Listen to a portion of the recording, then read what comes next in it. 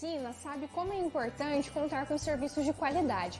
Por isso, nós da Brilhante Piscinas e Aquecedores estamos no mercado há mais de 25 anos, oferecendo tudo para piscinas e aquecimento solar. Brilhante Piscinas e Aquecedores. Tudo para sua piscina e aquecimento solar. Faça um orçamento na Brilhante Piscinas e Aquecedores. 33228917. Brilhante Piscinas e Aquecedores.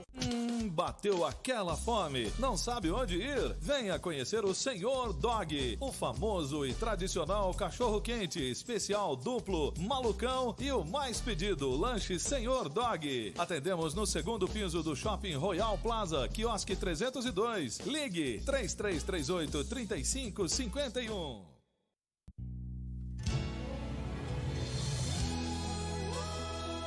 A partir de agora, chega até você Mensagem da Cruz, um programa da Comunidade Evangélica Deus Vivo, Rua Carlos Pavan, número 677, Jardim Portal dos Ramos, Londrina, Paraná.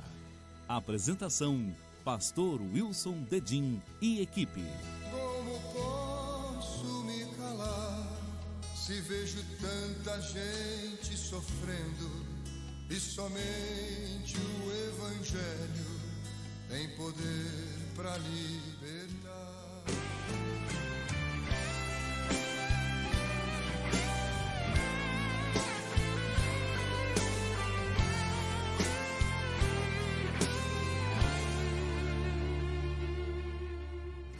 O homem pode tentar com palavras me desanimar,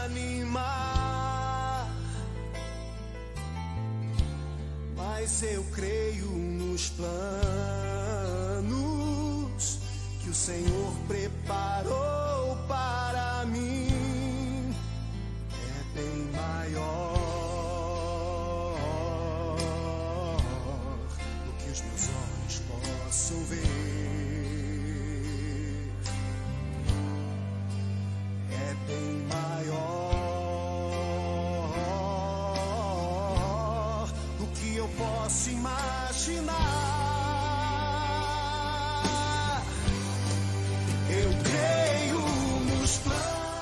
Muito bem, amados e queridos amigos, irmãos internautas, pela graça e pela bondade do Senhor, estamos aí com vocês mais uma vez, Pastor Wilson, saudando a todos com a preciosa paz do Senhor Jesus. Queridos, você está conectado com a sua Deus Vivo Web TV, o seu programa Mensagem da Cruz. Olha, hoje é sexta-feira, dia 2 de janeiro de 2026.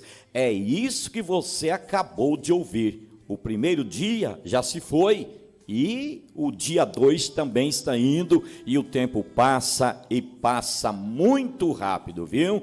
Mas eu quero desejar a todos aí um feliz 2026, cheio de grandes e maravilhosas realizações na sua vida, na sua família, nos seus projetos, no teu sonho. É o desejo do meu e do nosso coração. Que Deus abençoe aí a todos os amados, viu?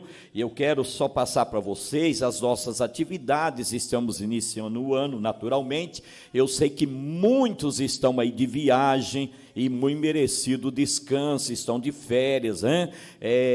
Recebendo parentes, enfim, é uma época aí de confraternização.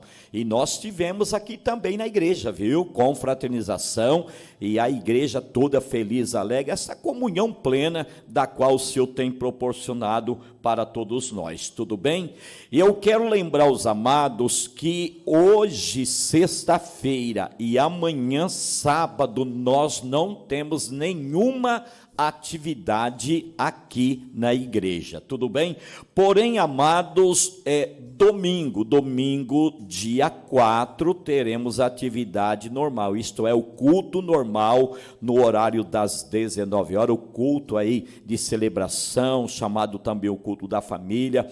Portanto, venha estar com a gente. Você tem parentes, amigo, traga para conhecer a igreja, com certeza a bênção extensiva a todos que se fizerem presente, né? As nossas atividades agora voltam eu diria, normais, não é verdade? E a gente vai passando nas demais programações para vocês o trabalho que serão realizados também no decorrer desse mês de janeiro e, é claro, também no decorrer desse ano de 2026, tá? Só um lembrete para os amados que os cultos de domingo do mês de janeiro, as crianças vão permanecer na igreja. Para tanto, eu estou pedindo a compreensão dos pais, também dos obreiros, até porque a gente deu esse tempo aí de descanso para as nossas professoras, né? As nossas líderes que têm trabalhado bastante no cuidado das crianças. Então, conforme eu digo, eu peço mais uma vez aí a compreensão dos pais, dos obreiros,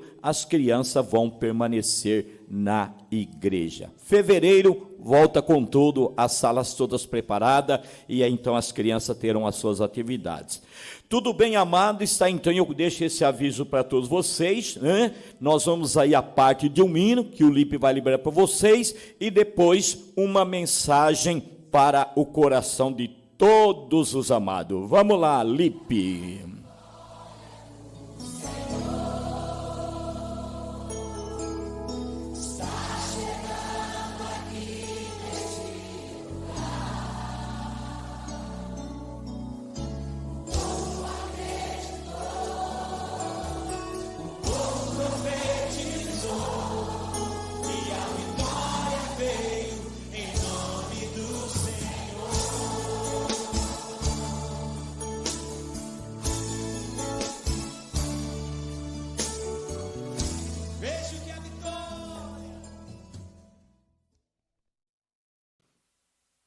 Irmãos, a paz do Senhor.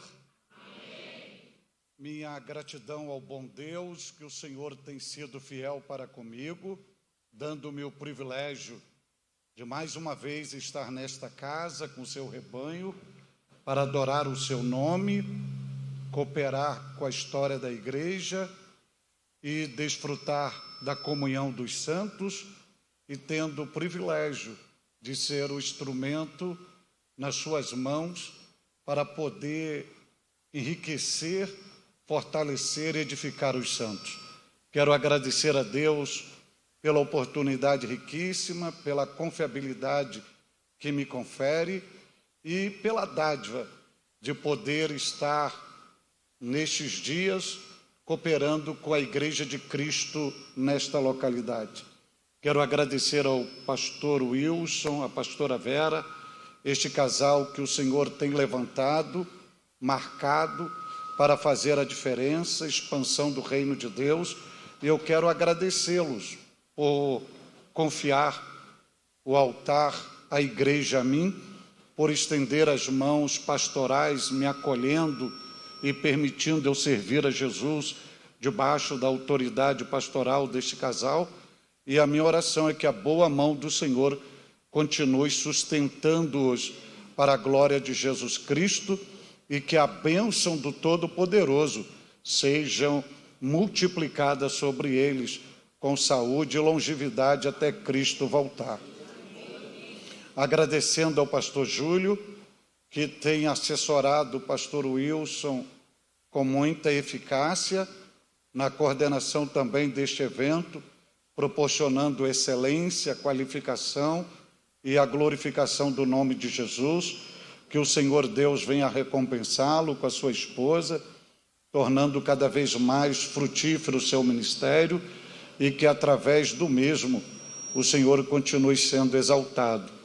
Agradecer ao irmão Sérgio, juntamente com a sua esposa, que tem prestado um serviço com excelência ao reino de Deus, colocando seu tempo, sua saúde, seu veículo à disposição do reino de Deus, e nós queremos glorificar o nome de Jesus Cristo.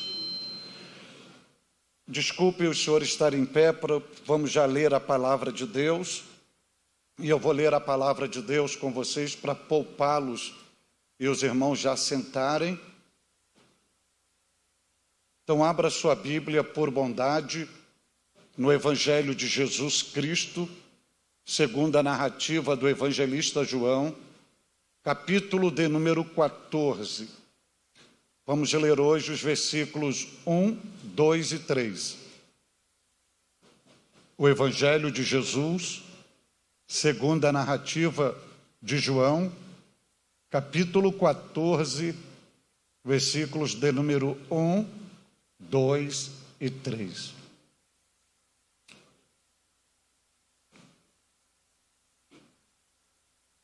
Diz a Bíblia, a palavra de Deus: não se turbe o vosso coração, credes em Deus, crede também em mim. Na casa de meu Pai há muitas moradas. Se não fosse assim, eu vou-lo teria dito: vou preparar-vos lugar. E quando eu for e vos preparar lugar, virei outra vez e vos levarei para mim mesmo, para que onde eu estiver, estejais vós também. Amém? Dá uma olhadinha no versículo de número 3. Existe um verbo, existe uma promessa e existe uma palavra, e os irmãos estão bem familiarizados a elas, mas na mente de Jesus tem algo muito importante na estruturação do calendário profético e escatológico. Versículo 3: e quando eu for e vos preparar lugar, aí tem uma vírgula, o que Jesus vai garantir? Virei outra vez.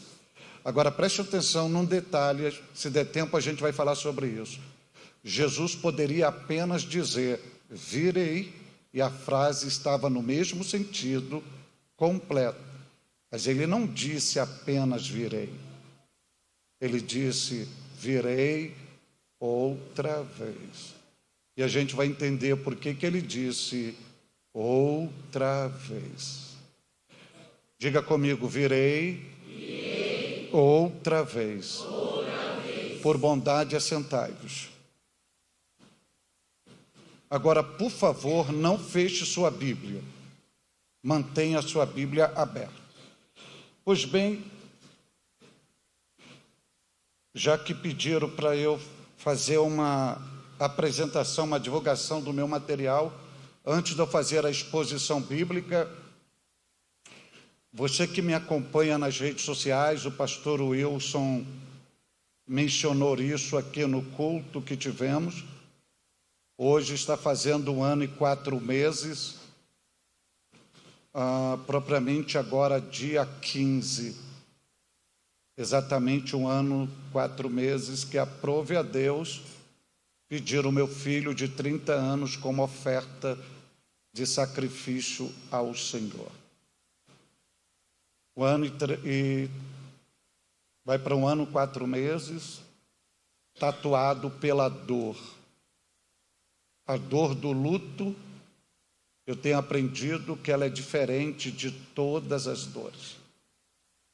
Não adianta afirmarem que o tempo vai curar a dor do luto, que não cura.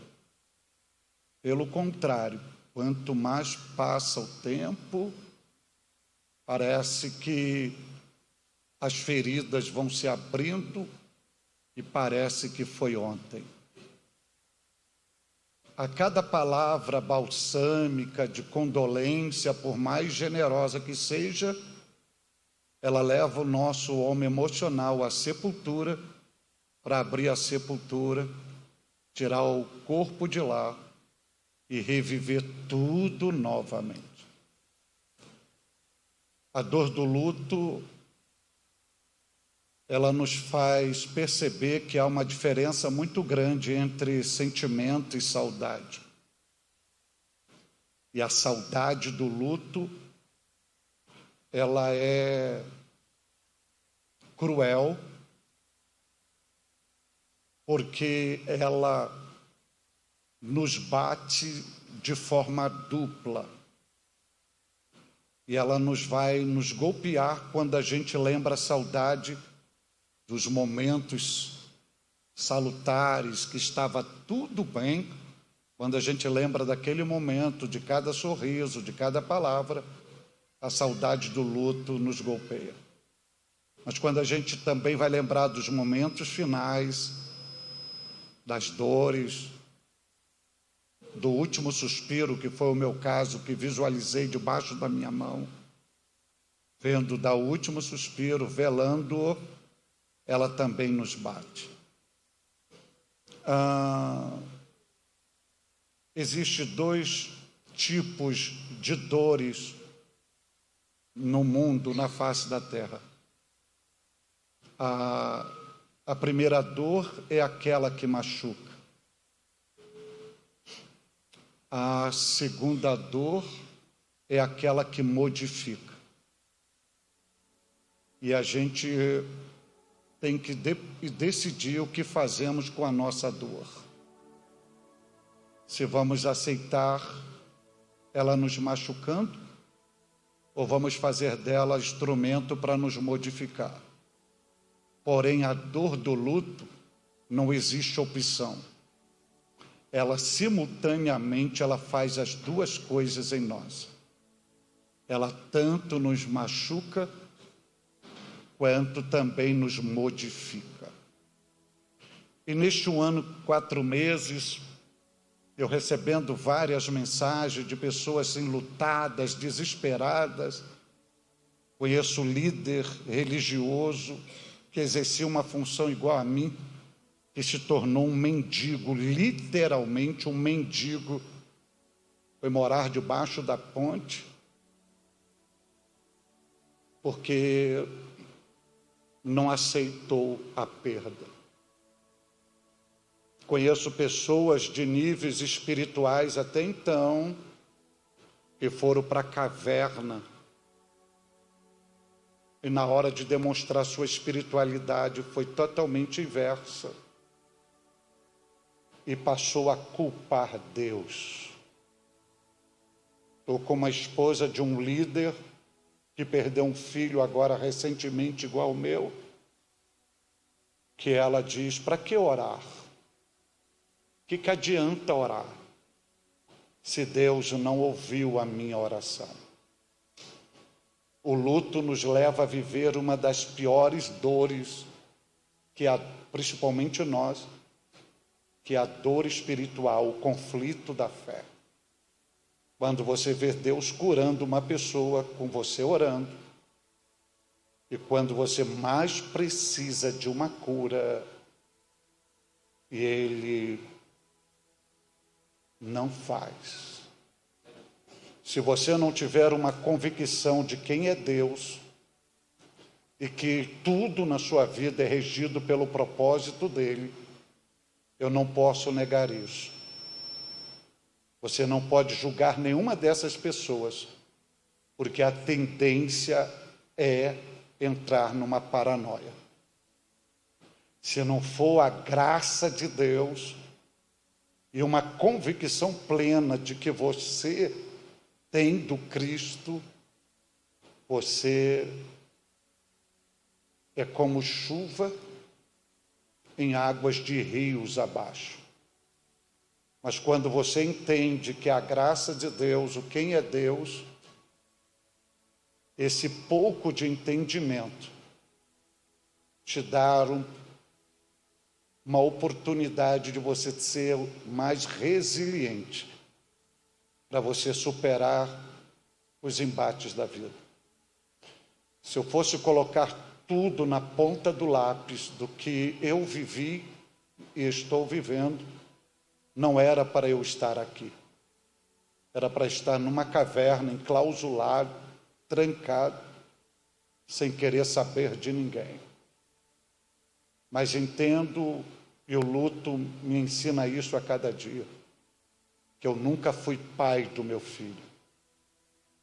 Eu fui apenas um mordomo, que cuidei dele para Deus, que o pai legítimo era o Senhor.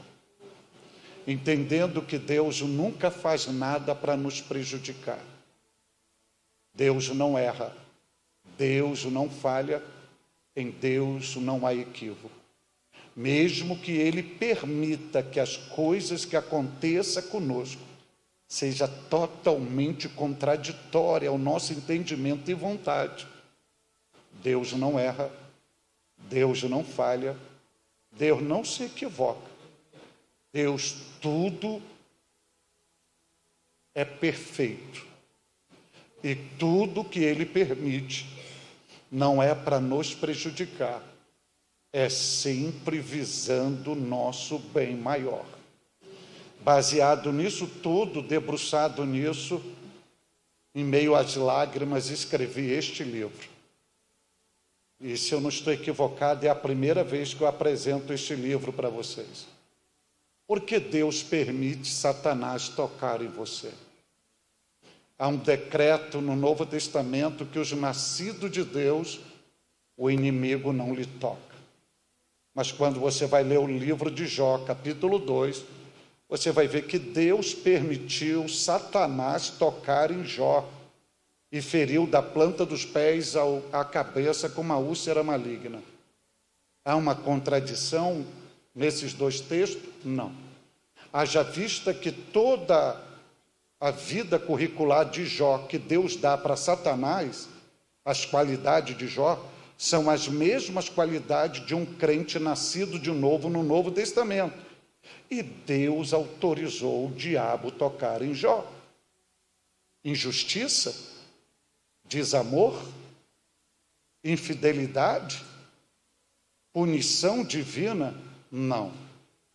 Investimento. Pelo incrível que pareça.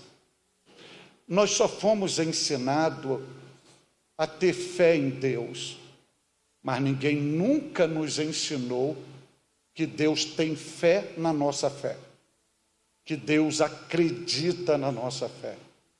Deus acredita tanto na nossa fé que Ele faz o investimento e diz assim: diabo, pode tocar nele, porque eu sei que Ele é capaz de passar por tudo isto, e Ele não vai me trair, não vai me negar, não vai blasfemar, e Ele ainda vai tirar força da fraqueza, adorar o meu nome, manter-se fiel a mim e dizer que me ama.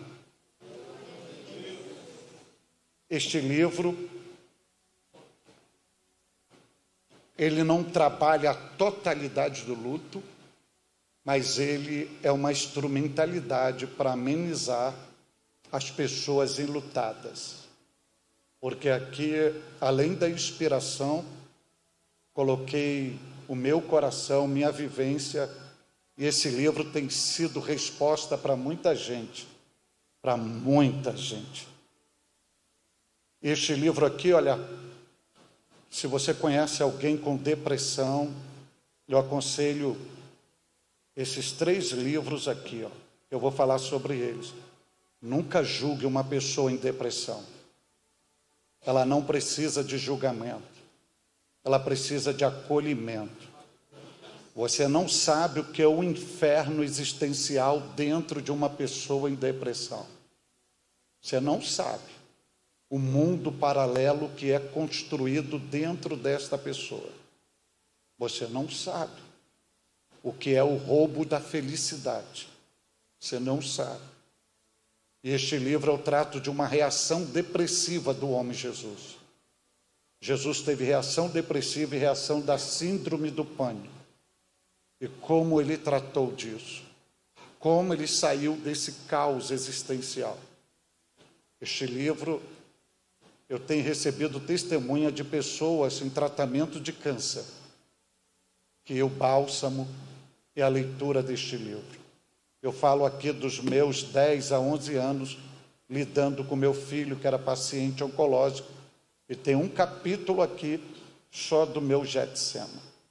Este livro aqui, olha, é outro que eu trato da exaustão emocional, do esgotamento máximo do homem Jesus, onde ele vai abrir o seu coração, onde ele poderia guardar tudo com ele, Imagine só essa cena, Jesus 3 anos e meio dizendo para os seus discípulos: eu sou, eu sou, eu sou, eu sou, eu sou.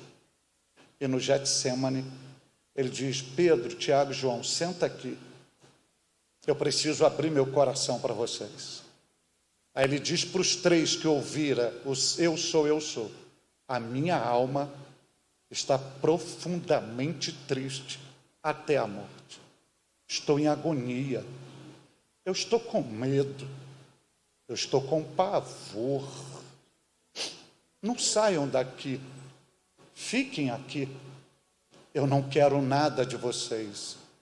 Eu só quero vocês. Imagine isso. Abrindo o coração para não morrer do coração.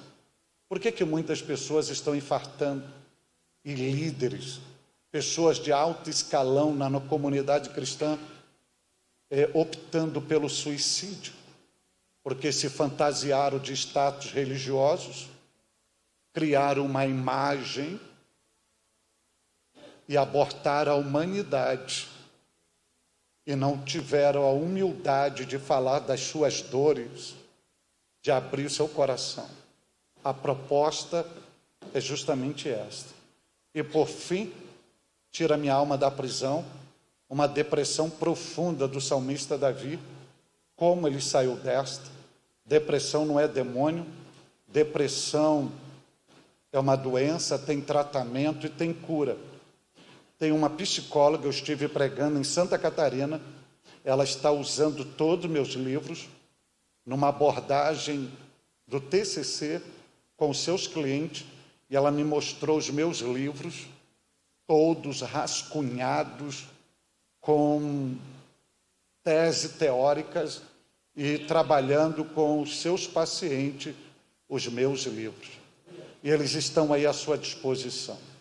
Estão aí à sua disposição. Este livro ele tem um propósito: realizar o sonho do meu filho na construção da igreja que eu estou fazendo lá na nossa comunidade. Mas, porém, ele é para abençoar a sua vida. Não falei nada para o Júlio, mas vai aqui de antemão. A unidade, eu perguntar o valor, 50 prata. Quem levar 2, 90 prata, menos 10.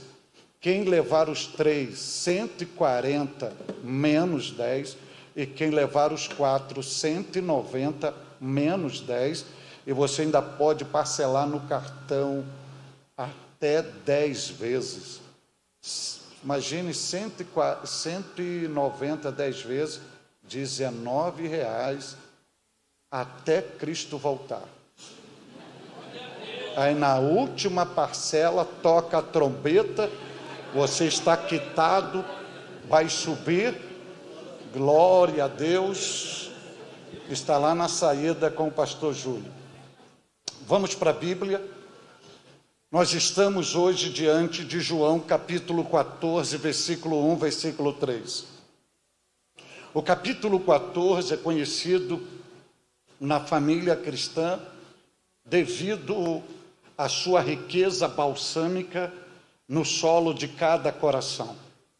Porque nos momentos de lutas, de aflições, de provações, de adversidade, a família cristã tem a tendência de recorrer alguns textos bíblicos para aliviar as suas dores, amenizar a sua alma e suavizar o seu coração. Utiliza o Salmo 125, 121, 91, 46, 23 e dentre eles, João capítulo 14. Além de ser uma promessa cristocêntrica de Jesus, a palavra de Jesus tem uma objetividade totalmente terapêutica, curativa e transformadora. Quando nós olhamos para essa declaração do Cristo em João 14, na mente de Jesus existe pelo menos 3 grandes objetividades. E as objetividades de Jesus, ao liberar estas palavras, volto a reafirmar, são objetividades terapêuticas, são objetividades curativas, são objetividades transformadoras. Jesus vai liberar essas palavras depois de um diagnóstico que ele fizera no solo do coração dos seus discípulos. Exatamente no capítulo 14, não está a totalidade dos discípulos que compunham os 12 apóstolos. Porque no versículo 13, já havia sido revelado o traidor e Judas já havia abandonado o grupo. Exatamente aqui tem 11 discípulos e eles estão evidenciando pelo menos 3 sintomas de crises existenciais. A primeira crise existencial que os discípulos evidenciam aqui, você pode chamá-la de uma crise psíquica ou de uma crise emocional. A segunda grande crise, você pode chamá-la de uma crise de fé ou uma crise espiritual. A terceira grande crise, você pode chamá-la da síndrome da orfandade ou a síndrome do abandono. A crise psíquica, a crise emocional, você visualiza Jesus tratando da mesma na parte A do versículo, quando Jesus diz e libera: não se turbe o vosso coração. Jesus está curando o homem emocional dos seus discípulos. A crise de fé, ou a crise espiritual, você visualiza na parte B do versículo 1, quando Jesus afirma: credes em Deus, crede também em mim. Jesus, em outras palavras, estão dizendo para eles: não percam a fé. Mesmo abalado do jeito que vocês chegaram, continue confiando. Vocês precisam desta fé para seguirem na vida. Continue crendo no meu Pai, continue crendo em mim. Jesus está curando o homem espiritual, a crise de fé dos seus discípulos. E por fim, Jesus vai curar a síndrome de abandono e a síndrome de orfandade. Estas síndromes são causadas por uma palavra que Jesus liberara para os discípulos, que eles não estavam preparados para ouvir, que era a palavra da despedida. Do versículo 31 ao versículo de número 38 do capítulo 13, Jesus utiliza para se despedir dos discípulos, ao ponto de Jesus dizer que por um pouco estaria com eles, mas daqui a pouco não estariam mais. Em outras palavras, Jesus estava dizendo que ia abandoná-los, não por crueldade, mas para cumprimento de propósito, porque estava chegando o seu momento de ir para a cruz, e ele não podia continuar mais com os discípulos, e ele teria que ir para a Via Crucis sozinho, cumprir o propósito do seu Pai, e dali em diante os discípulos teriam que dar continuidade à vida, sem a presença física de Jesus. Jesus estava conscientizando que os discípulos iam amanhecer dias que queria falar com Jesus, mas ele não estaria ali para falar. Que desejariam ceiar com ele, não teria ceia, porque ele não estaria ali. Queria acompanhá-lo e ser treinados por ele, não tinha acompanhamento e não teria treinamento, porque ele teria que seguir a vida, cumprir a missão, aquilo que o Pai o designou, porém os discípulos deveriam dar continuidade ao processo construtivo da vida. Os discípulos não estavam preparados por isso. No entanto, Jesus vai tratar deles nestes versículos, porque eles estão abalados, estão perturbados, porque eles não esperavam viver com a ausência física de Jesus. E Jesus, justamente com isso, vendo que os discípulos foram atingidos pela síndrome de orfandade, Jesus vai tratar agora da mesma.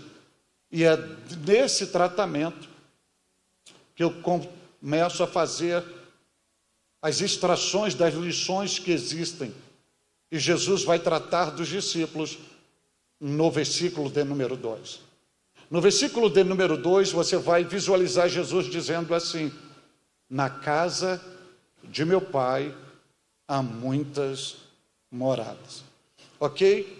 Se você olhar para este versículo, você vai ver Jesus usando um sinônimo para se referir ao mesmo ambiente. você vai ver Jesus usando a palavra casa e você vai ver Jesus usando a palavra morada. Ora, casa, morada, lar, residência, habitação, na gramática portuguesa são sinônimos. Porém, se você olhar detalhadamente para este versículo, Jesus utiliza a palavra casa no singular. Mas a palavra morada, você percebe que está pluralizada. Ora, se são sinônimos, por que Jesus utiliza casa no singular e moradas no plural? Jesus está ensinando que a casa é uma, mas as moradas são várias. Jesus está trabalhando primeiro a consciência dos discípulos e tratando da síndrome de orfandade, porque os discípulos achavam que sem Jesus eles ficavam desamparados. E Jesus vai tratar disso dizendo: existe uma casa, e esta casa é de meu Pai. Interessante, daqui a pouco a gente vai falar sobre isso, que Jesus poderia dizer que a casa era dele, mas ele não diz que a casa é dele. Ele não diz que ele é o construtor da casa, o proprietário da casa. Ele diz que é o Pai, que é o dono da casa. Jesus sai de uma posição de divindade, de Criador, para uma posição de filho, para construir na mente dos discípulos vínculo familiar, sentimento de família. Então, quando Jesus diz que a casa é de meu Pai, Jesus está dizendo para os seus discípulos: eu sou herdeiro, mas eu não sou o único herdeiro. Vocês também são herdeiros, porque vocês também são filhos. E o Pai é de todos nós. E esta casa não é só para mim. Essa casa também é para vocês. Com esta expressão, Jesus mostra para os discípulos que eles jamais seriam desamparados, abandonados. Então Jesus vai curar da síndrome de orfandade. Porém, este versículo também nos dá uma projeção escatológica, futurística, porque dali em diante Jesus vai estabelecer promessas, e promessas da sua segunda vinda. Só que há um detalhe neste versículo. Quando você olha para casa, para a palavra casa, você percebe na linguagem de Jesus que a casa não será construída. A casa já está construída. Jesus fala de uma casa já existente. Jesus não fala que essa casa ia existir. Jesus fala de algo já real.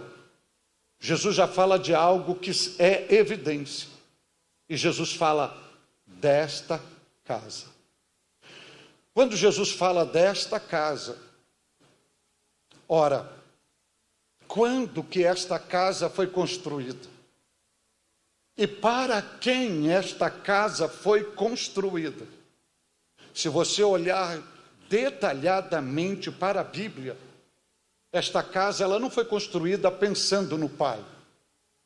Esta casa não foi construída pensando no Filho. A ideia original, o design divino para a projeção desta casa foi pensando em mim, foi pensando em você. Esta casa ela foi planejada. Esta casa não foi feita por acaso. Houve um plano pré-ordenado. Esta casa ela foi planejada em um ambiente chamado eternidade. Mas se você quer um ponto exato, esta casa foi planejada na mente de Deus. E na eternidade, na mente de Deus. Essa casa foi planejada, pensando em mim, pensando em você. Só que quando você olha para a Bíblia Sagrada, o Pai pensa nesta casa, mas quem é o arquiteto desta casa? Quando você olha para a Bíblia Sagrada, quem é o arquiteto da criação? Quem é que fez todas as coisas? Quem trouxe à existência aquilo que não existia? O próprio Jesus é o arquiteto desta casa. Então ele está falando de uma casa que ele mesmo criou. Haja vista que a Bíblia vai afirmar que todas as coisas foram feitas por ele, e sem ele nada do que foi feito se fez. Ele é o autor de tudo. E esta casa ele fez em um ambiente chamado eternidade. E neste ambiente chamado eternidade, a gente precisa entender que esta casa, conforme usando a linguagem bíblica, não foi feita por mãos humanas. Logo, não tem material terreno. Esta casa foi feita com material celestial. Todo elemento é espiritual nesta casa. E esta casa já existe. Esta casa é uma realidade. E esta casa não está abandonada, porque segundo Jesus, essa casa tem um proprietário. Esta casa tem um dono. Esta casa tem um responsável. E esta casa está sendo cuidada por ele até chegarmos lá. E ele está dizendo de quem é a casa. A casa é de meu Pai. Só que Jesus vai dizer que a casa é uma, mas as moradas são várias. Se eu perguntar para os senhores quantas residências os senhores possuem, de uma a várias, os senhores vão me dar o número da existência delas, mas vocês nunca me dirão imediatamente quantos cômodos esta casa tem. Só que Jesus está dizendo que nesta casa que é uma, tem vários cômodos. Aí você deve estar me perguntando onde começa essa casa e onde termina esta casa e qual é a medida desta casa. À luz da Bíblia Sagrada, eu vou lhe dizer, se o Pai é o dono desta casa, Jesus é o arquiteto desta casa, a Bíblia vai dizer que ele, de eternidade a eternidade, ele é Deus. Então esta casa tem a dimensão da eternidade. Logo, você não tem um ponto geográfico ou um ponto métrico para dizer onde ela começa, onde ela termina. Mas eu posso lhe dizer, à luz da Bíblia, não um número exato, mas uma quantidade incontável de pessoas que vão habitar nesta casa. Aí você diz, tem como fazer isso? Tem, à luz da Bíblia, tem. E onde é possível visualizar isto? À luz da Bíblia. Quem é a base, a árvore genealógica do desenvolvimento do plano salvífico divino na face da terra? Abraão. E Abraão, quando é chamado por Deus, Deus o chamou, ele já idoso, casado com uma mulher idosa, e segundo a Bíblia, ele mortificado na carne e ela estéril. Deus lhe faz grandes promessas. Dentre elas, em ti serão benditas todas as famílias da terra. Dentre elas, você será pai, não de um filho, mas de nações. Dentre elas, para a mulher estéril, Sara, mãe, não de um filho, mas de nações. Mas tem uma promessa que Deus dá uma dimensão disso que está aqui. É quando Deus chama Abraão e diz para ele que a sua descendência seria como grão de areia do mar. Quando Deus fala da descendência de Abraão como grão de areia do mar, Deus está se referindo à nação de Israel, a descendência física ou biológica de Abraão. Mas quando chega em Gênesis capítulo de número 15, quando Deus se revela, não temas, Abraão, eu sou o teu escudo, o seu galardão. Abraão vai fazer um protesto, uma reclamação. É o único momento que Abraão, conversando com Deus, fala sobre filho e diz assim, tu nunca me deste um filho, Eu vou pegar toda a minha herança e vou passar para o meu mordomo Eliezer, e ele se tornará o meu herdeiro. Aí Deus estabelece um protesto e diz assim para Abraão: este não será o teu herdeiro, Abraão.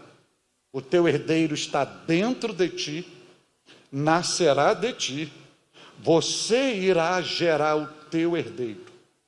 Quem está ouvindo isso é um homem idoso, casado com uma mulher estéril, e Deus dizendo: teu herdeiro está dentro de ti. Mas se isso não bastasse, Deus diz assim para ele: sai da tenda e conte as estrelas, se é que tu podes contá-las. Assim será a tua descendência. Agora, quando Deus aponta para a terra o grão de areia, está se referindo à nação de Israel. E quando Deus aponta para as estrelas e diz para Abraão: assim será a tua descendência, está se referindo a uma descendência espiritual. E quem é essa descendência espiritual? É constituída de todos os salvos, de todos os lavados, de todos os remidos, de todos os purificados, de todos comprados pelo sangue de Jesus, que nasceram de novo, que são selados pelo Espírito Santo, que são batizados com o Espírito Santo, que tem o seu nome escrito no livro da vida, que é corpo de Cristo, que a Bíblia vai chamar da noiva do Cordeiro. São incontáveis, estão espalhados nos 4 cantos da terra, e Deus apontando: assim será a sua descendência, como as estrelas dos céus. Esta casa foi preparada para esta geração, para esta descendência de Abraão, a noiva do Cristo vivo. A noiva do Cristo vivo foi preparada para lá. Só que Jesus vai dizer que nesta casa há várias moradas. Não é isso que ele está dizendo? Há várias moradas. E que moradas são estas? Que moradas são estas? Então, a primeira morada desta casa é um ambiente onde ninguém terá acesso, a não ser Jesus e a sua noiva. Este ambiente, Paulo vai chamá-lo em 2 Coríntios 5:10, do tribunal de Cristo.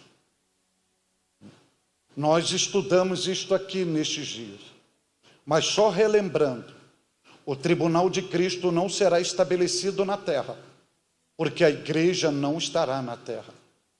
Porém, não será estabelecido lá dentro do céu, onde está Deus Pai. Também não será estabelecido no espaço sideral, porque, segundo Paulo, em Efésios 6:12, toda essa potestade do ar, toda essa região que está sobre a nossa cabeça, está acoplada de demônios, de príncipes tenebrosos, de potestade do ar.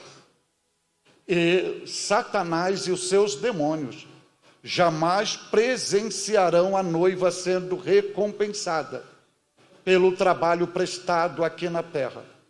Então será um ambiente na casa do Pai, que os anjos não terão acesso, que demônios não terão acesso, que o mundo não participará, que será somente o Cristo e a sua noiva.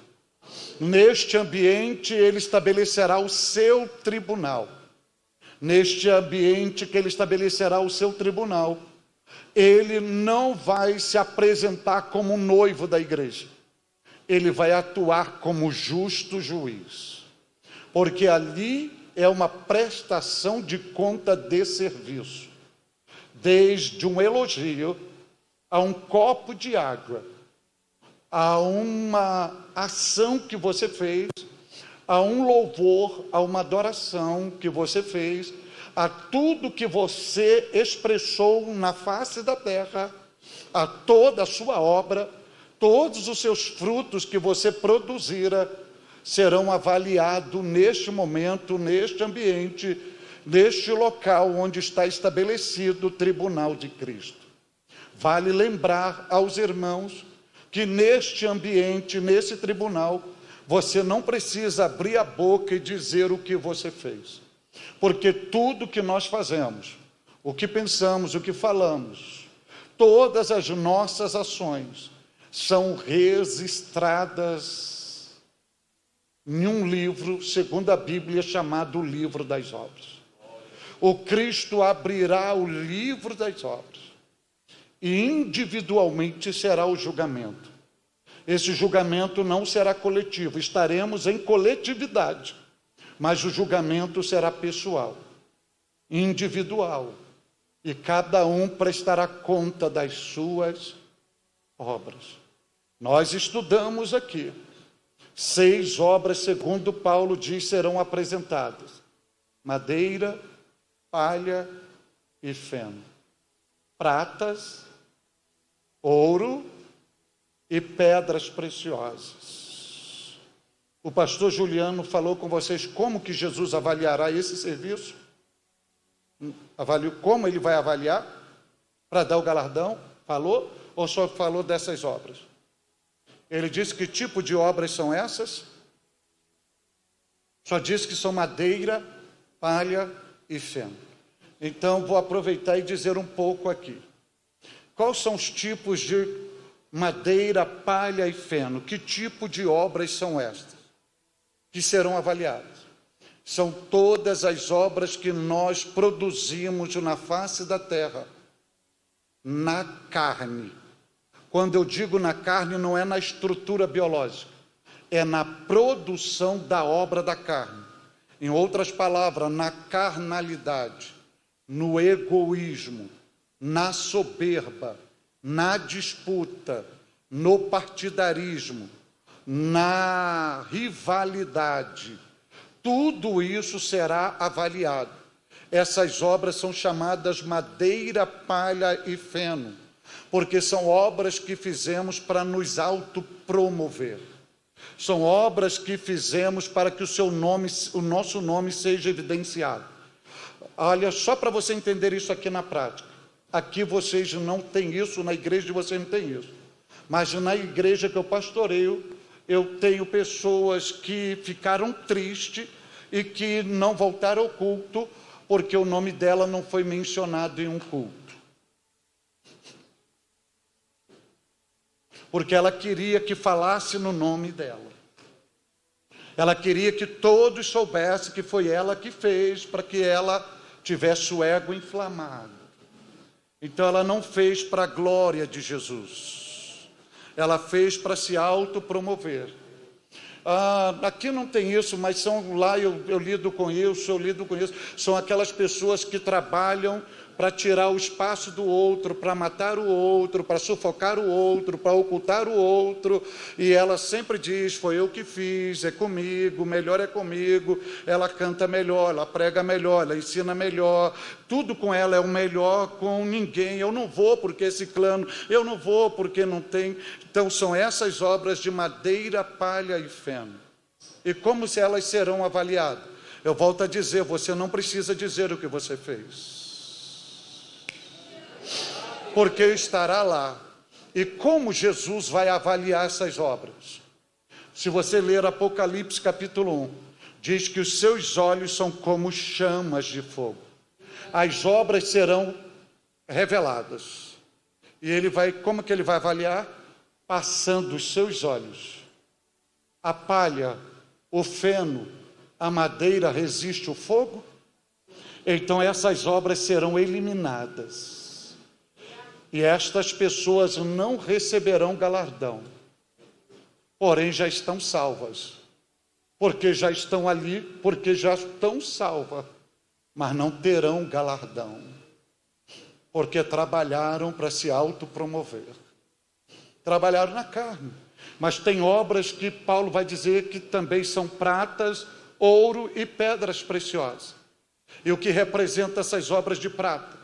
São todas a prestação de serviço que fazemos, baseado na obra expiatória do sangue derramado de Jesus na cruz do Calvário. que fazemos por ser salvos.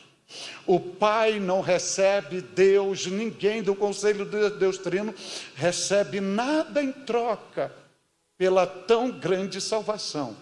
Mas o que ele recebe é uma prestação de serviço de gratidão, em reconhecimento que ele fizera o que ninguém conseguira fazer, que foi pagar o preço da sua alma. Então, essa prestação de serviço, tudo que fazemos pelo mérito de Jesus na cruz do Calvário, pela obra redentora, são obras de prata. Aí você me diz, como que eu entendo isso aqui na prática? Então, eu vou usar uma linguagem bem popular para você entender isso aqui. Hoje está tudo iluminado, é o encerramento de um congresso, a casa está cheia, mas amanhã essa igreja amanhecerá com as luzes apagadas. E amanhã virá uma pessoa que eu não sei quem é, que talvez você não conheça. Aí virá aqui limpar esta igreja, arrumar essas cadeiras, lavar todos os banheiros que nós utilizamos. Mas uma pessoa que produz obra da carne, madeira, palha e feno, que se promover, vai chegar para esta pessoa que vem limpar a igreja, vai dizer assim, você está perdendo o seu tempo. A igreja não te valoriza, ninguém te vê, pastor não te honra, você está aí se desgastando. O que você vai ganhar com isto? Mas se essa pessoa estiver fazendo um serviço de prata pelos méritos de Jesus na cruz do Calvário, essa pessoa vai responder para essa que a questionou dizendo, eu não vou ganhar nada com isto, porque eu já ganhei. Você não me conhece, você não sabe onde eu vivia, você não sabe com quem eu andava, você não sabe o que eu fazia, ninguém acreditava em mim, minha família desejava eu amanhecer morto, porque eu era um problema, eu vivia num antro, num lamaçal, quando todos me desejavam a minha morte, o homem chamado Jesus, ele entrou naquele antro, ele entrou naquele lamaçal, estendeu a sua mão, me resgatou. Eu não estou aqui trabalhando para a igreja, eu não estou trabalhando para pastor, eu não estou trabalhando para ninguém, eu estou apenas demonstrando para ele o quanto eu sou grato pela tão grande salvação, porque ele me salvou, ele me redimiu, ele me purificou, ele me santificou. Não foi a igreja, não foi o pastor, não foi os irmãos, mas foi ele, o autor e consumador da minha fé. E esta obra está lá. A outra obra é a obra de ouro. A obra de ouro são todos os serviços que fazemos, promovendo a glória de Jesus Cristo. Tudo para a glória dele. Onde a gente faz e diz, Senhor, me esconda em ti, para que eles não vejam a mim, mas vejam o Senhor. Quando você faz um serviço excelente, uma pregação, um louvor, ou qualquer tipo de atitude nobre, que uma pessoa diz, poxa, parabéns, sim, obrigado, mas toda a glória ao Senhor. Você recebe o elogio, mas de Deus seja louvado.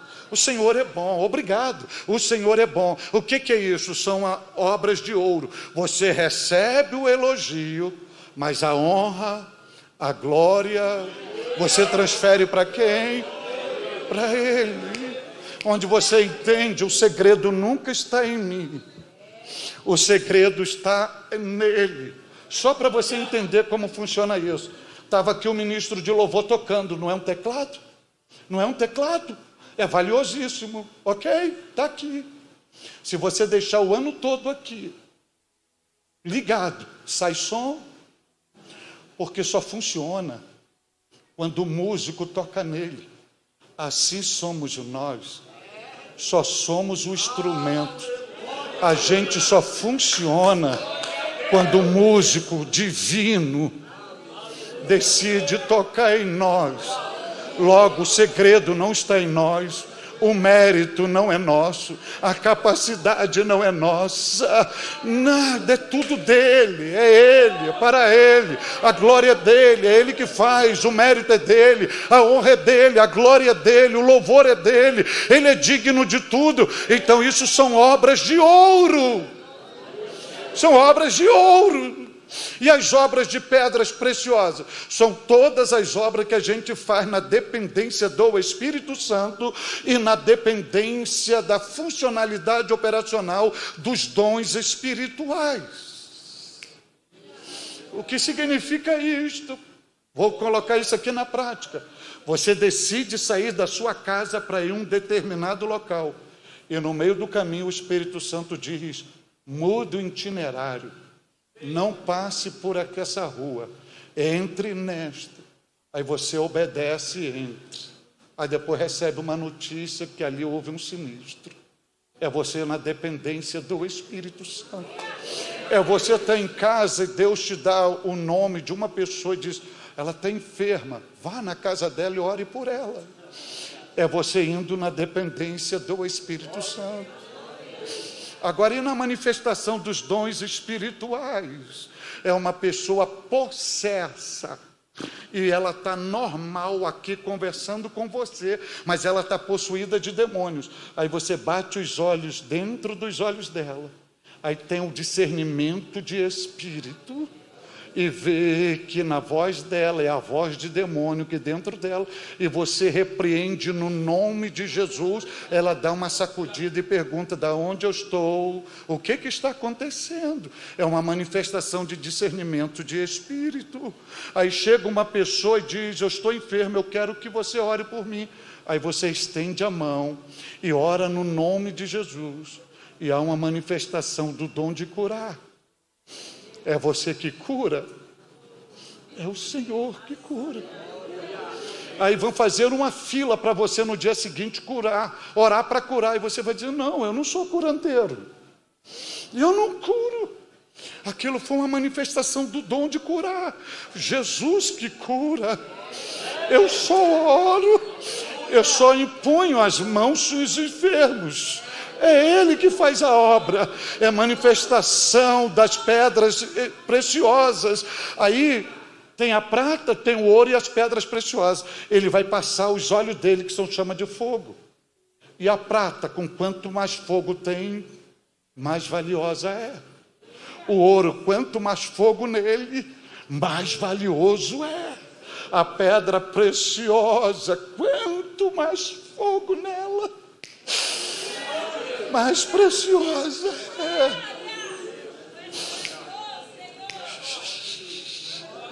é. É nesse sentido que a gente pode afirmar que nesse ambiente haverá muitas surpresas.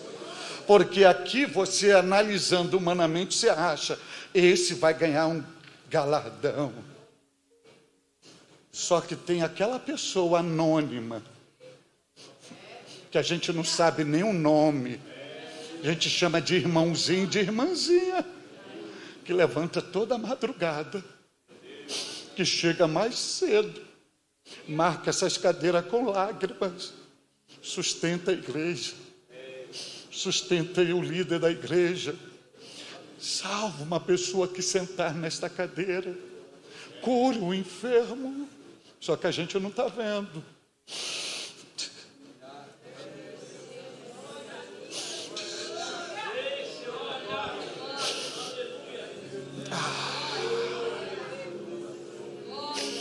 Glória a Deus, glória a Deus. Aí para esse Jesus vai ter um elogio para dar.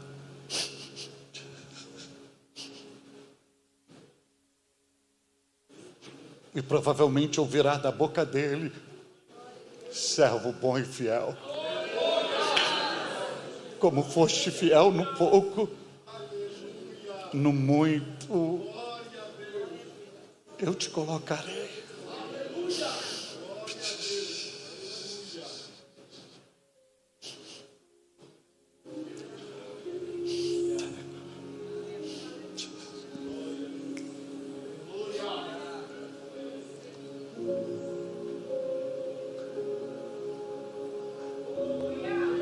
Só que tem outro ambiente da casa. E o outro ambiente da casa, eu disse para vocês que a gente não tem como numerá-los, né?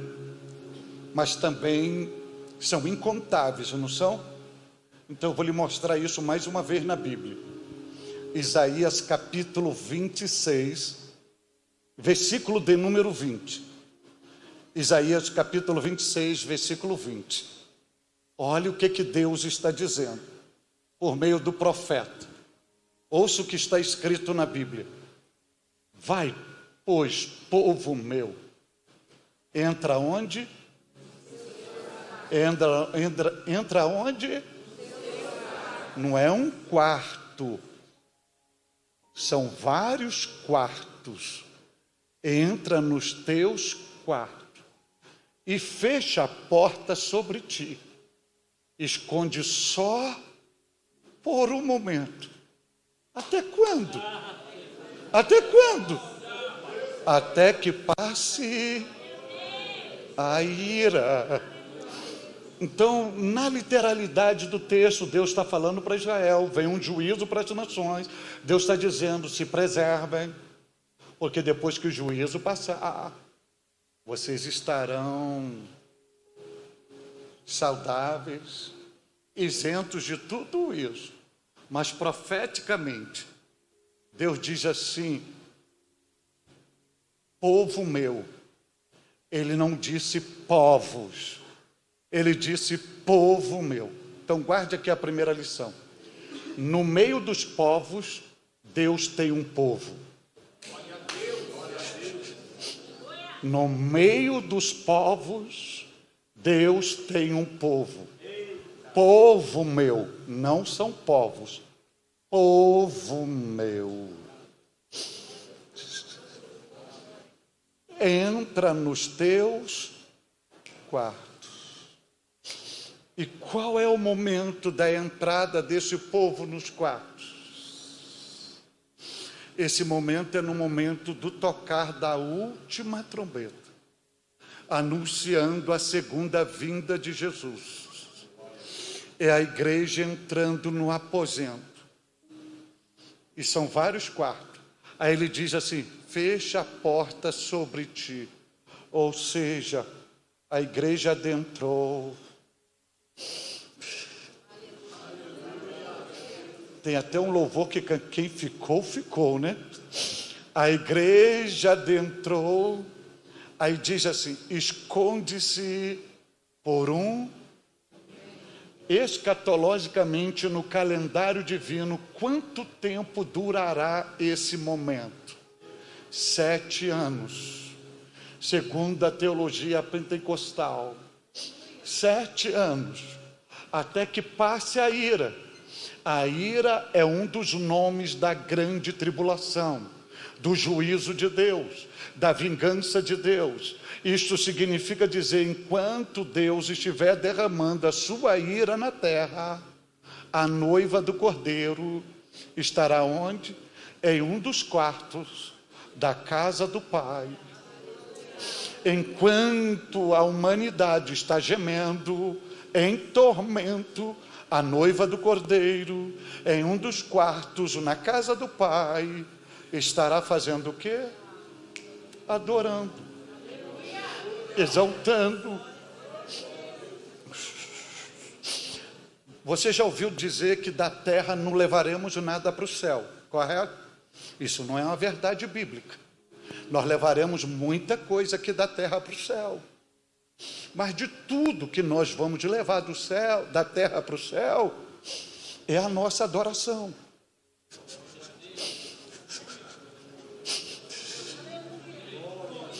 É o nosso louvor. As línguas estranhas vão cessar, a profecia vão cessar, os dons espirituais, o ministério, tudo vai cessar, mas a adoração não. Porque quando Deus lhe fez para você ser um adorador. E sabe por que Deus lhe fez para ser um adorador? E eu vou falar algo aqui, me preste atenção no que eu vou falar, para não pensar que eu estou falando heresia. Deus não fez adoração. Deus não fez adoração. E por que ele não fez adoração? Porque ele não poderia adorar a si mesmo. Isso é idolatria. Aí ele decidiu, se eu não posso adorar a si mesmo, eu não vou fazer adoração. Então o que eu vou fazer? Eu vou fazer o adorador. E aonde o fundamento para eu dizer isso? Palavras de Jesus, João 4, 23 e 24. O Pai procura, não adoração. O Pai não procura adoração. E o Pai também não procura cantores e adoradores. O Pai procura os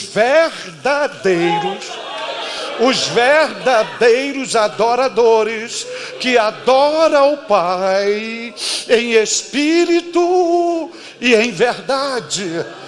Aí, enquanto haverá juízo, tormento, angústia, aflição, como estudamos ontem, é uma sensação de fugir do urso, estar fugindo do leão, e chegar em casa a ser picado pelo escorpião. A noiva do Cordeiro vai estar onde? Na casa do Pai. Na casa do Pai. Fazendo o quê? Adorando. Olha, e lá não vai estar ninguém assim, levante a mão, ó, dê um glória, ó, quem pode dar uma aleluia? Não.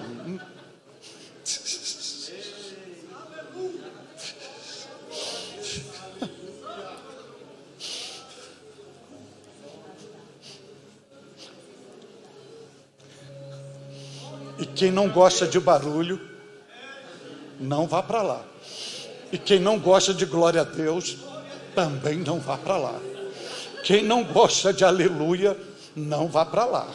Porque glória a Deus e aleluia não são costumes do movimento pentecostal. Não foi o movimento pentecostal que criou isso. Glória a Deus e aleluia, se você ler o capítulo 19, é um idioma do culto que existe dentro do céu. Glória a Deus e aleluia é a linguagem de louvor do céu. São os 24 anciãos olhando para ele e dizendo: glória, aleluia, o Senhor, o Deus Todo-Poderoso reina. Eles se prostram, jogam as coroas aos pés dele. Glória, glória. Eita, vai ensaiando aqui, vai ensaiando aqui. Vai ensaiando aqui.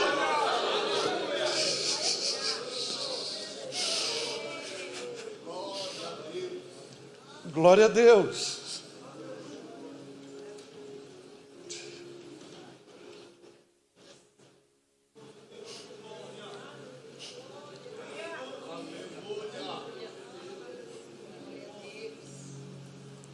Rapaz, eu estou há 1 hora só falando na casa do Pai, tem que chegar no final do versículo 3. Esse culto tem que encerrar 21 horas. Mas eu vi que vocês na sexta-feira fizeram um culto de ações de graça. Tem a gente até mandando adesivar o carro. Cláudio Gama, se vire. Cláudio Gama, se vira. Cláudio Gama, se vira. Estou sabendo disso. Estou sabendo, então eu vou me virar. Se é para se virar, eu vou me virar. Eu vi que o pastor, eles me amam mesmo, tá? Eles me amam. O pessoal olha para mim e fala assim: se vira. O pessoal nem me cumprimenta capaz de ser só olhando, se vira. Tá bom. Estamos aí na parte A do versículo, ainda temos o versículo 3, mas tudo bem. Tudo bem.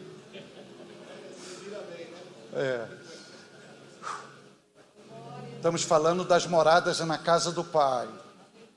E eu vou falar de outra morada. E eu vou liberar vocês. Vou falar de outra morada. E essa morada aparece em Cantares de Salomão. Capítulo de número 2, versículo de número 4. Cantares de Salomão, você pode olhar para ele de 3 aspectos. Você pode olhar para Cantares de Salomão num aspecto literal, segundo aspecto alegórico e no segundo aspecto figurado. No aspecto literal, Cantares, o noivo é o próprio Salomão, a noiva é Sulamita. No aspecto figurado, o noivo é Deus, a noiva é Israel. No aspecto alegórico, o noivo é Cristo, a noiva é a igreja. Em Cantares de Salomão, quem está falando é a noiva, no versículo 4. E ela está dizendo, essa versão, essa é Almeida,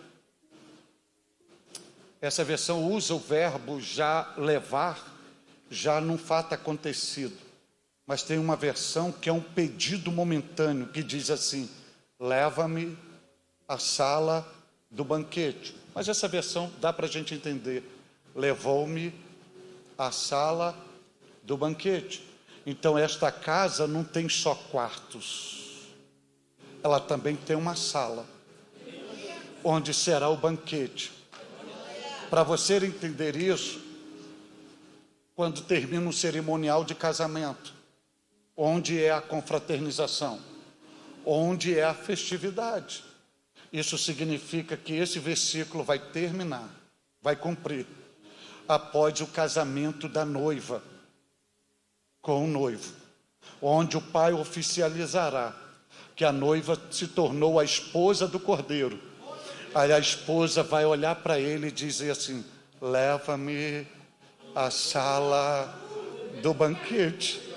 E uma das coisas que vai acontecer na sala do banquete, lembra de Jesus?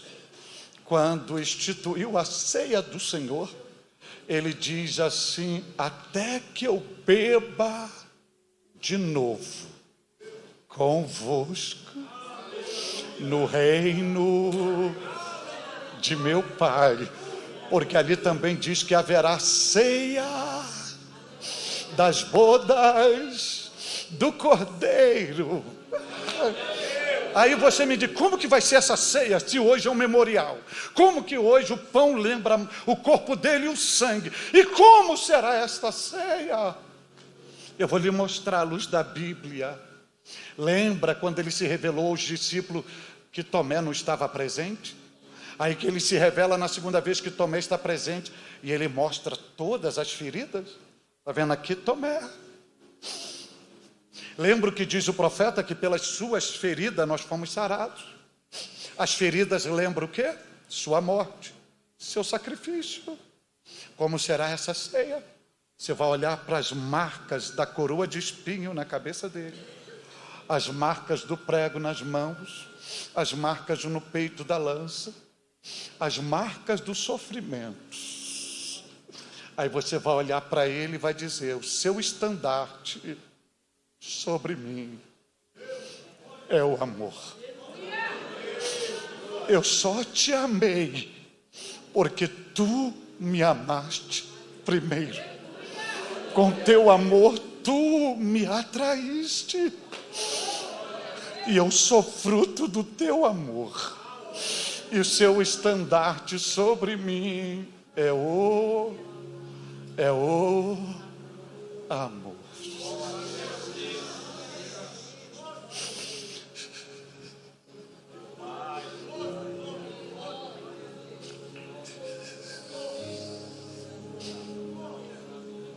É de tudo que eu ia falar hoje aqui. Lembra no versículo 3, vamos encerrar com esta palavra que eu destaquei. De tudo Jesus diz assim, virei outra vez. Por que que ele não disse apenas virei? E por que que ele enfatizou outra vez? Então guarde bem isso que eu vou te falar agora. Só pode vir outra vez quem já veio a primeira vez. Então quando Jesus diz virei outra vez, Jesus está alimentando na mente dos seus discípulos o cumprimento fiel das promessas de Deus. Com quem diz, ele falando aos discípulos, a minha primeira vinda era impossível para os homens, segundo a ótica humana. Eu vir ao mundo dos homens, eu não estou aqui. Então, só alguns detalhes da impossibilidade dele vir a primeira vez. A primeira profecia acerca da primeira vinda de Jesus não foi feita por profeta nem por anjo, pelo próprio Deus, em Gênesis 3,15, porém, inimizade entre ti e a mulher, entre teu descendente e a tua descendência, este te ferirá a cabeça e tu lhe ferirás o calcanhar. Na cronologia humana, levou 4.004 anos para se cumprir essa profecia. Só que chega Pedro e diz que um dia para Deus é como 1000 anos. e 1000 anos como 1000 dias.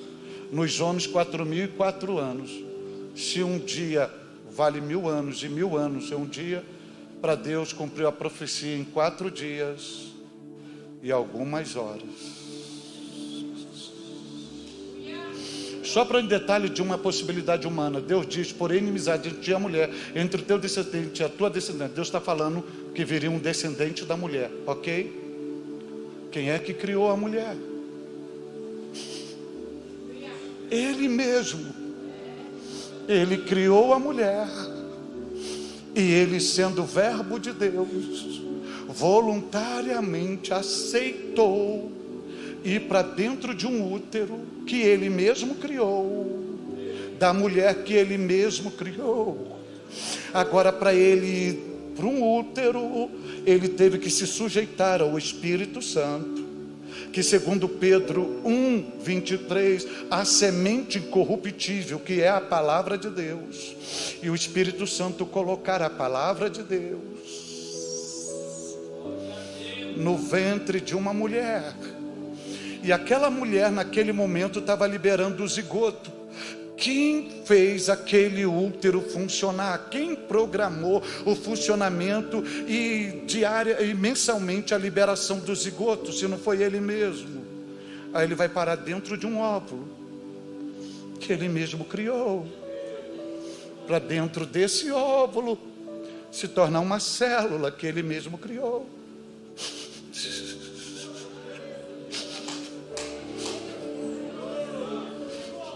Nessa célula um zigoto. Eu estou falando, eu falei zigoto, eu falei o óvulo da célula, um zigoto, e do zigoto uma massa informe, de uma massa informe um feto dentro do próprio útero que ele criou. Mas se isso não te alegra, ele é o Senhor do tempo. Ele se sujeitou a ficar preso 9 meses, assumindo forma humana, dentro de um ventre que ele mesmo criou. Se isso não é o suficiente, ele é o dono da vida, e ele se submeteu a ficar preso a um cordão umbilical, onde os nutrientes vitamínicos da mãe mantinham a sua estrutura biológica. Tudo isso só para te dizer: eu te amo. Tudo isto é por você. Você é especial para mim. Como que um rei, meu Deus, assume numa linguagem para vocês entenderem a posição de um mendigo, onde deixa seu palácio, deixa seu trono, deixa sua majestade, deixa sua glória, e vem em forma humana, não para nascer num palácio, porque nem vaga nas hotelarias tinha para ele. Os homens não lhe deram espaço. Quem vai lhe dar espaço são seres irracionais. Ele vai aparecer envolto num coxo de animal. Como é que era feita aquela manjedoura? Qual era a matéria-prima da manjedoura? E ele nasce ali como um recém-nascido, um bebê, o que é o verbo, o criador de tudo, um recém-nascido. E ele veio, entrou no mundo dos homens. E só para você entender, a Bíblia diz que ninguém nasce sem sangue, e ele nasceu lavado de sangue, e além disso com a bolsa d'água estourada. Então você nasce, a criança nasce molhado de todos os jeitos.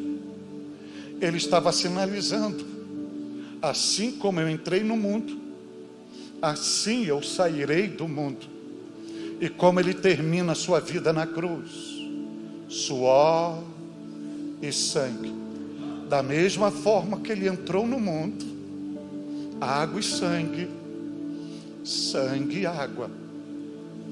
Se ele veio consciente disto, sabendo que a sua vida seria imolada na cruz, que ele seria crucificado, rejeitado, esbofeteado, humilhado. E ele veio. Quanto mais agora, que ele não virá como o Cordeiro de Deus, mas ele virá como o noivo da igreja. Que ele não virá agora para morrer, mas virá agora para reinar. Na primeira, ele entrou em Jerusalém montado em um jumentinho branco, e agora, como lemos ontem, ele virá montado em seu cavalo branco, escrito na sua coxa: Rei dos Reis, Senhor dos Senhores. Independente da sua linha teológica, se você acredita ou não, se você concorda ou não, se você aceita ou não, eu tenho um conselho para você: prepare a tua alma, prepare a tua vida, prepare o teu espírito, prepare o teu altar, prepare seu coração, prepare a sua família. Sabe por quê? O Rei está voltando, o Rei está voltando, Jesus está voltando, Jesus está voltando, Jesus está voltando.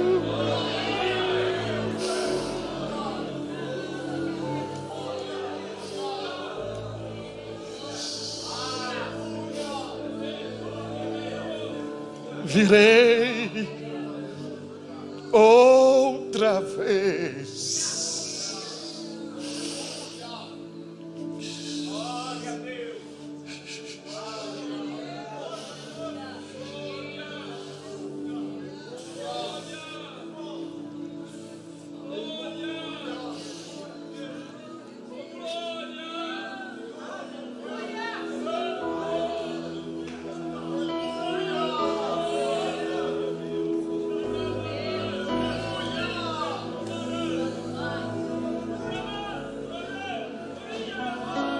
Eu vou encerrar aqui hoje dizendo para onde vocês vão, ou na verdade para onde nós vamos.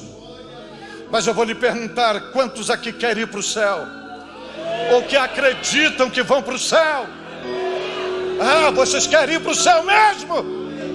Então olhe para a promessa dele e veja se ele está garantindo que vai te levar para o céu. Virei outra vez e vos levarei para o céu. É isso que ele diz. O que ele diz? Te levarei para mim. Ou seja, ele não te levará para um lugar, ele te levará para uma pessoa. A gente está fascinado por um lugar, mas o céu só é céu porque ele habita lá. Porque se ele não habitasse lá, o céu seria um lugar comum. Então ele não vai te levar para um lugar, ele vai te levar para ele. Porque quem é que te comprou na cruz? Quem é que morreu na cruz no teu lugar?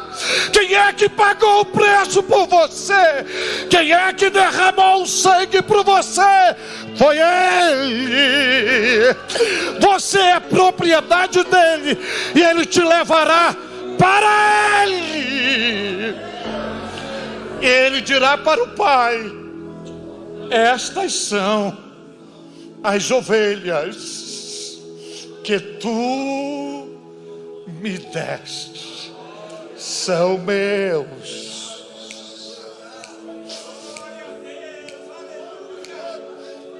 Imagine ele testemunhando de você ao Pai: são meus, comprei, o preço está pago. Imagine os anjos ouvindo: aí a propriedade de Jesus,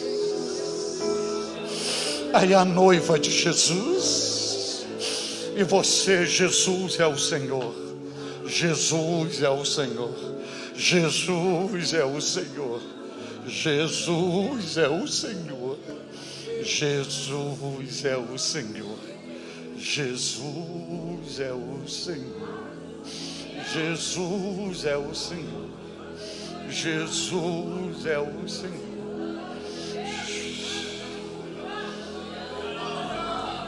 Imagine você chegando no céu, sendo recebido por ele, Ele dizendo: tu és meus, vós são os meus.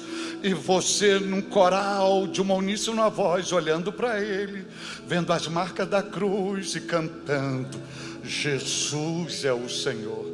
Será que a primeira fileira aqui que me ouve pode cantar: Jesus é o Senhor? Será que a segunda fileira pode dizer: Jesus é o Senhor?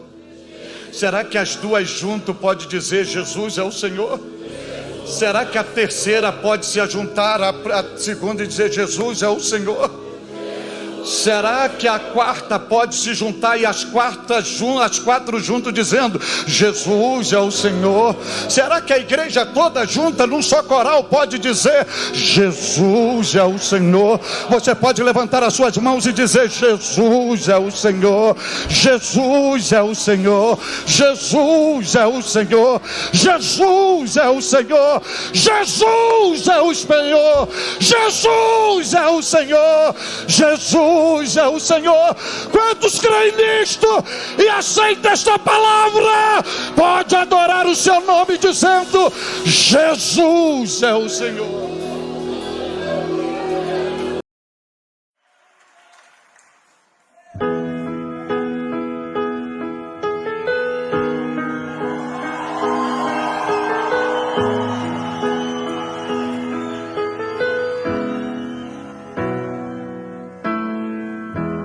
Não se turbe o vosso coração, crede em Deus e também em mim.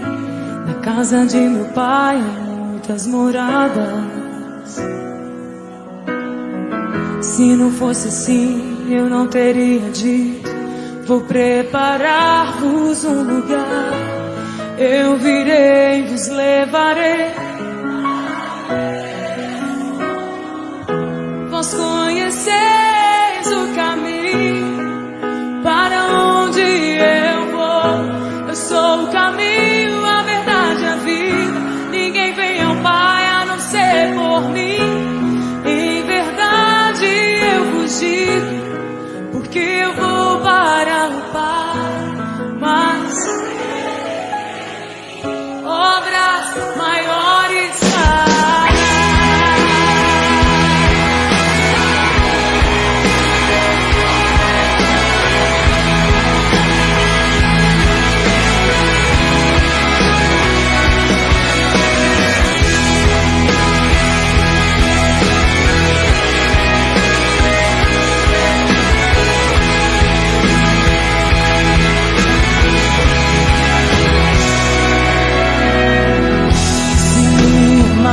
verdadeiramente guardareis os meus mandamentos. Eu rogarei ao Pai, Ele vos dará o Consolador, o Espírito da verdade, que o mundo não pode receber, mas Ele habita em vós e estará em vós para sempre. Aquele que tem os seus mandamentos,